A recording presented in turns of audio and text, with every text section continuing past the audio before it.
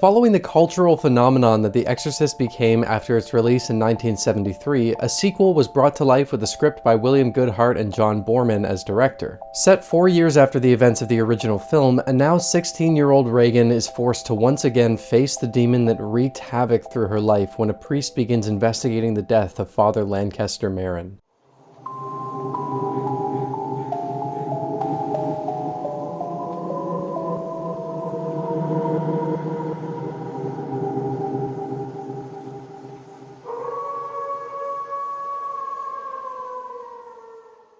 Good evening. My name's Evan and welcome to Rocklin Graves. I've begun my series of videos talking about the Exorcist franchise, and so far it's been a really good time. I got to go in depth on the thematic material of what I consider to be one of the best movies ever made, and it wound up being one of my best performing videos in a while. Thanks for all the support on that video, by the way. That was really nice. There's a number of new people here now, so welcome. I was riding a high from that first video, and I was really enjoying reading Legion to prepare for the Exorcist 3 review, and then I remembered there's another number between 1 and 3, and that number's Heretic. Legion is the direct sequel to The Exorcist written by William Peter Blatty, but that didn't come out until 1983, and with the success of The Exorcist, a sequel shouldn't be surprising, so the impatient bastards released The Exorcist 2 Heretic in 1977. Linda Blair, Max von Sydow, and Kitty Wynn all reprised their roles from the first movie, but neither William Peter Blatty or William Friedkin had any involvement in this sequel, so they tried to trick us by hiring another William and hoping we wouldn't notice. The Exorcist 2 wasn't anywhere near as successful as the original movie for a number of reasons,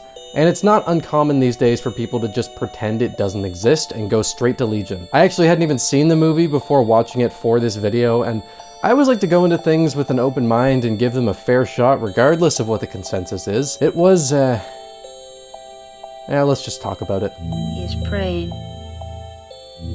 Is he in pain? Yes. I've got to say, the opening credits gave me some hope that this would be a decent movie. On top of the few returning names, we've got James Earl Jones and Ennio Morricone is doing the music. Some good ingredients right there. Where The Exorcist took its time to build up a world and characters before going into the realm of the supernatural, Heretic opens right away with an exorcism being done by Father Philip Lamont on a young girl who says she heals the sick. I heal the sick.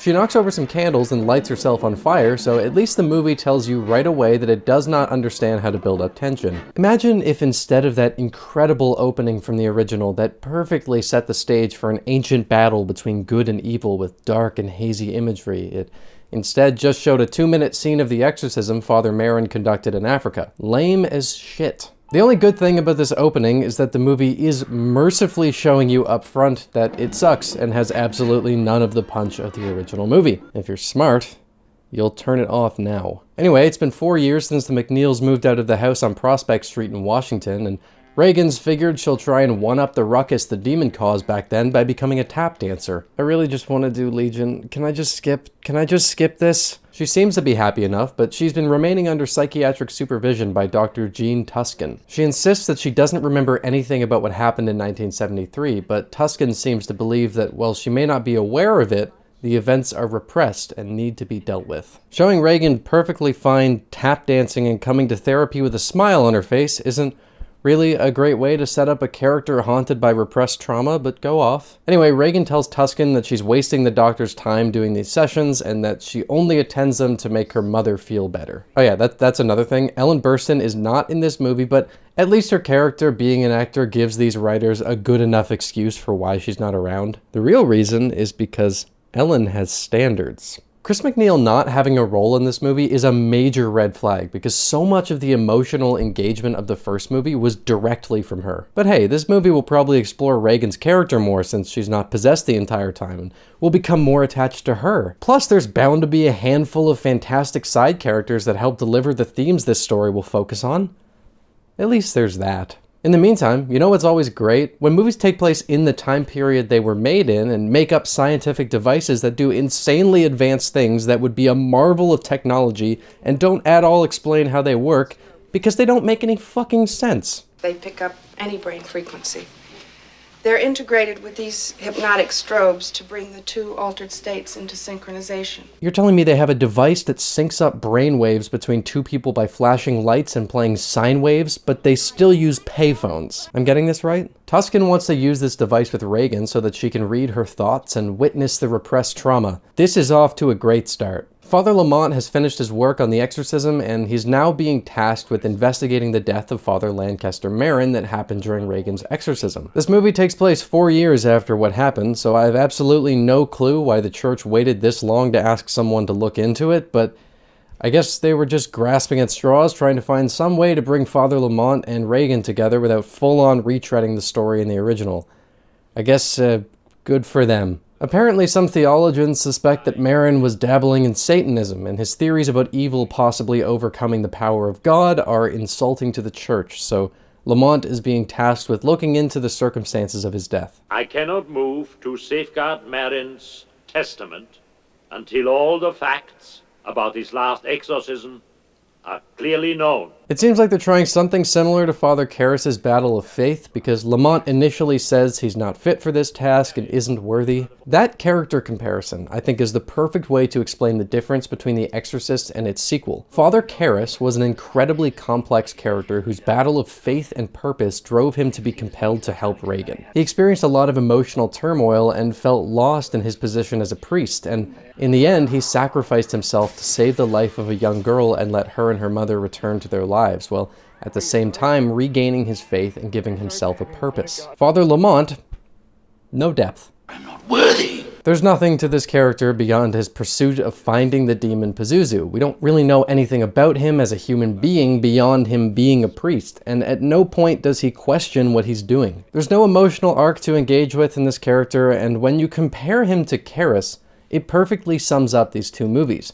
The Exorcist used external events as a way to explore internal struggles, giving something tangible to present the audience the themes that the movie explored. The characters themselves represented these themes, and it made for a really immersive and emotionally engaging movie. The Exorcist 2 has shallow characters that aren't used as ways to convey themes. They're just the eyes through which we watch the story of the movie play out. Seeing how Regan was affected by what happened could have been really interesting if it was handled better, but she's so underutilized. Linda Blair is still great because she always is, and this was a really good chance to see her character get more fleshed out because we didn't really get to know her all that well in the first movie. There is something that's added to her character that I'll get to in a bit, but the way this movie handled its characters was so disappointing after how good the ones in the first were. Now, this would be even more frustrating if Heretic just tried to do The Exorcist again, but credit where it's due, the movie does its own thing and does genuinely set itself apart, with a caveat that I'll get to at the end of the video. A sequel to The Exorcist really has to justify its existence because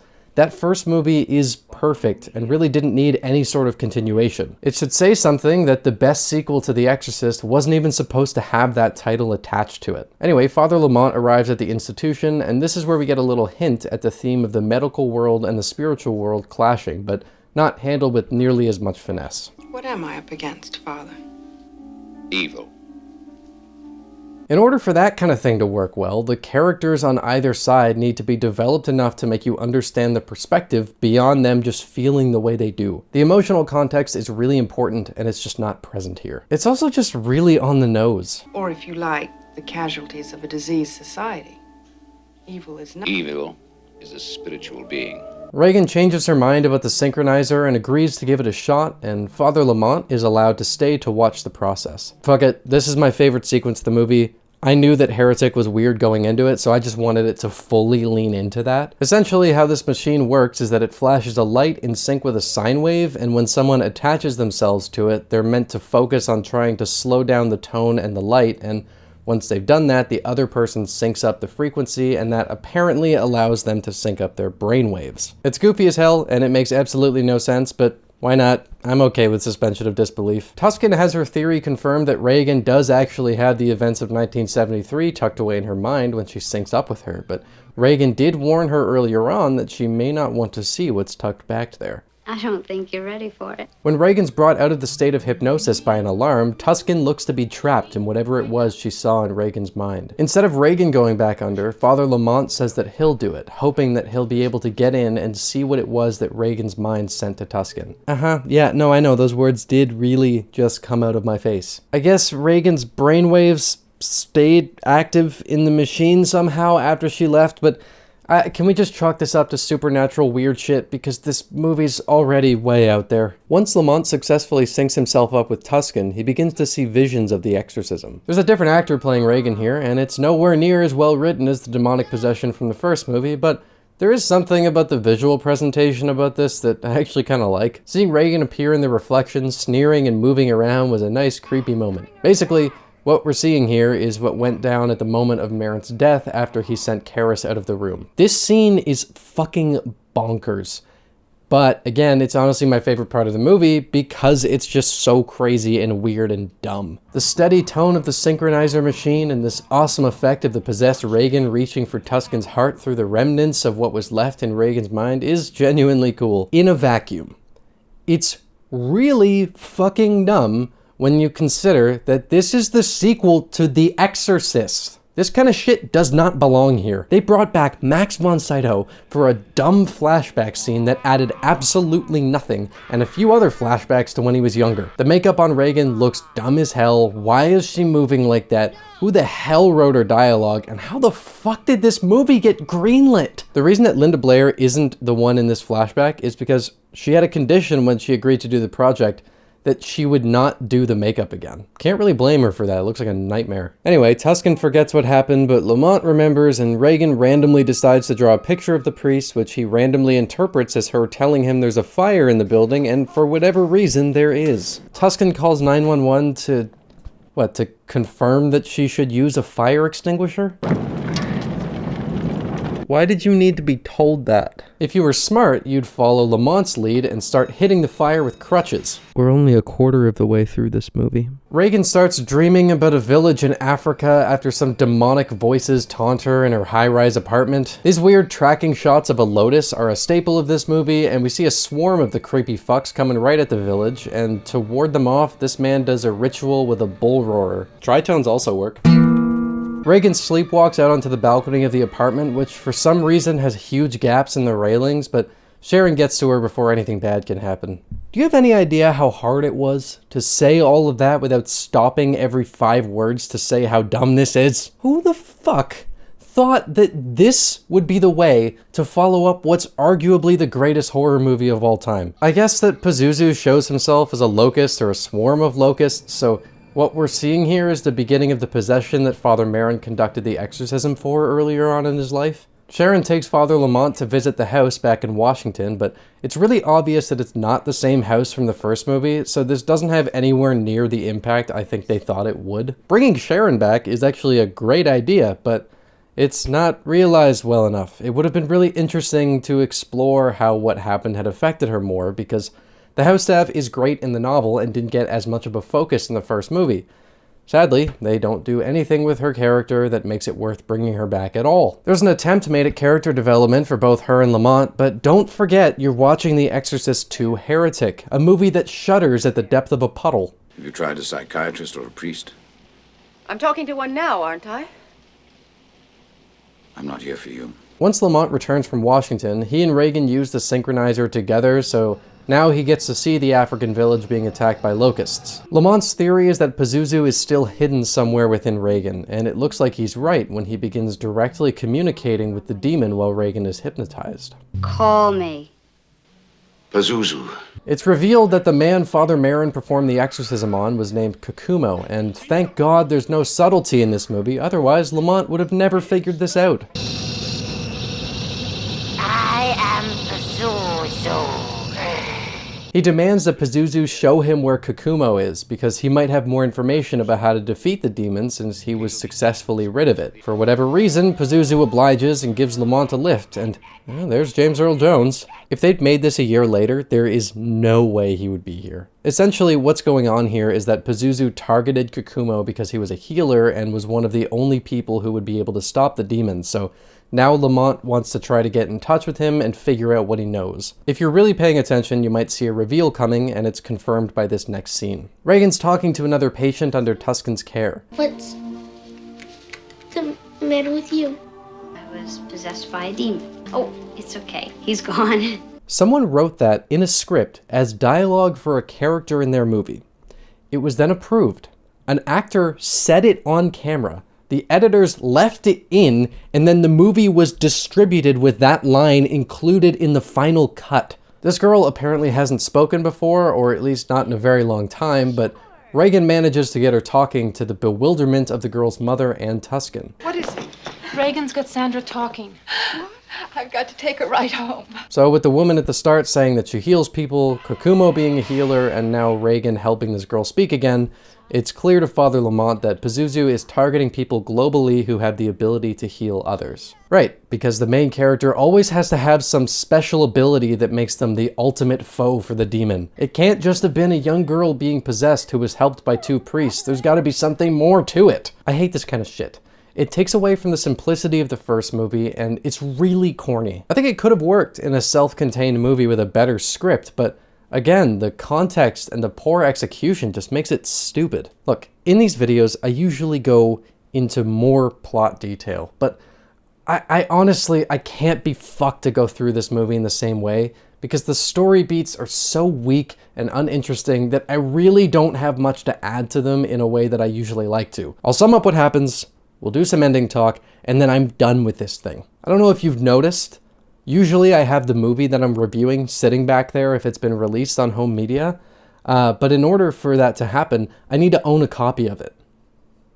Not happening. There's some weird stuff with Reagan and Lamont being linked after using the synchronizer when he's being pelted with rocks for being suspected of Satanism in a highly religious region, and while fucking tap dancing, Reagan reacts like she's getting hit as well. If he had taken a shit, would she have soiled her pants on stage?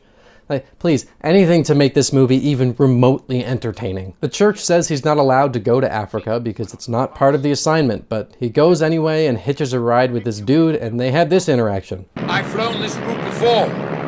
When was that? It was on the wings of a demon. I hate this. He finds Kokumo in a hut, there's spikes on the floor, and he spits a fruit out of his mouth, and then Lamont falls on the spikes, but whoa, Kokumo's actually a scientist studying locusts. Fucking save me. Reagan steals the synchronizer from the institution and uses it with Lamont in a dingy hotel room, and the ghosts of Father Marin asks Lamont to look over Reagan. Philip, you must take my place. She's precious. Fuck off! Lamont gets possessed during the synchronization, and Reagan follows him back to the house in Washington, where Sharon and Tuscan race to find them after Reagan says bye at the end of a phone call. Gina, I gotta go. I'm sorry. Bye. The taxi that Tuscan and Sharon are in crashes into the house, and for whatever stupid reason, Sharon's possessed now, and I have absolutely no clue why, and I don't care to find out. She burns herself, so she's dead now, and the taxi driver's dead, and then there's... Okay, what the fuck, man? Linda Blair was 17 when this was made. That is not okay. Apparently, there was some even worse stuff for this scene, but when Linda was told that there were some offensive scenes in the script here, she refused to do it even before she read the scene. Good on you, Linda. The demon tries to seduce Lamont and get him to kill Reagan, but he overcomes the power, and then the house starts exploding and shit's flying everywhere, and Lamont rips the demon's heart out, and then locusts are swarming, but Reagan does the ritual Kokumo tried that just works this time for some reason. Sharon didn't die yet, but now she's dead, and Lamont walks off with Reagan, leaving Tuscan with the only thing even slightly resembling a character arc in this movie when she accepts the existence of demons and all the religious implications that come with them. Roll credits. Why is this movie 2 hours long? There is so much nothing here that makes me think they just wanted a similar runtime to the first movie, but had none of the bones that made the story work. I am sweating right now. It is so hot, and I'm talking about The Exorcist 2, and those two things do not blend well. The climax is absolutely ridiculous with this stupidly over-the-top battle, and what really sucks is that once it ends, you realize absolutely nothing changed. Lamont never doubted the existence of anything. Reagan remembered everything that happened. The whole movie is a stasis. There are some moments that I don't hate, but the movie just feels so pointless and bland and shallow in a way that directly disrespects the theme from the original. And guess what? It was even worse. The first idea for this movie was a low-budget rehash of the first movie with a priest interviewing the people involved with the exorcism and then just splicing in unused shots and angles from the shoot of The Exorcist. I'm not fucking joking. That was the original plan for this sequel. From the beginning, this was a lazy cash grab, so at the very least, this is a better version than what it could have been. I do think there's some level of entertainment value here with how crazy some of the imagery is, and the whole watch is just bizarre, and I'm sure this movie has its fans. I can't say I'll never watch it again because it's so weird. There's a part of me that's like morbidly entertained by it in some fashion, but I have absolutely no urge to revisit it again anytime soon. I wanted to go into more detail for this video, but the more I looked at this thing, the quicker I just wanted to be done with it and move on. There are some bad movies that are fun to watch and they're fun to talk about. Then there are bad movies that are just painful to watch, and this is one of those. It doesn't have any of the beautiful direction, emotionality, or thematic touch that made the first movie so good. The characters are bland, the story is ridiculous, and it's easily one of the worst sequels I've ever seen. I think it's fairly likely that at the very least, Exorcist Believer will not be the worst sequel. I'm so glad to be done thinking about Heretic. Writing this video has driven me to the brink of insanity, but now it's time to move on to Legion. Hell yeah. That review will be out very soon, but until then, thank you for stopping by Rocklin Graves. I hope you've enjoyed your stay.